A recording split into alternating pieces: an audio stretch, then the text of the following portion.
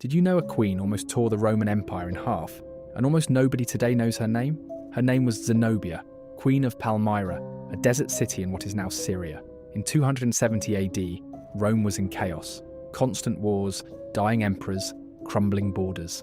Zenobia saw her moment. She marched her armies into Egypt and took it. Then she swept through Rome's eastern provinces one by one. Asia Minor, Syria, Lebanon, all of it, hers.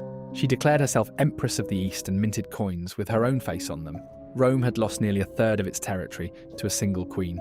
The Emperor Aurelian had to march east himself to stop her. He crushed her army outside Antioch and chased her to the Euphrates River, where she was finally captured. Everyone expected her execution. Instead, Aurelian paraded her through Rome in literal golden chains, then gave her a villa in Tivoli, where she lived the rest of her life as a Roman noblewoman. She gambled an empire and somehow still survived.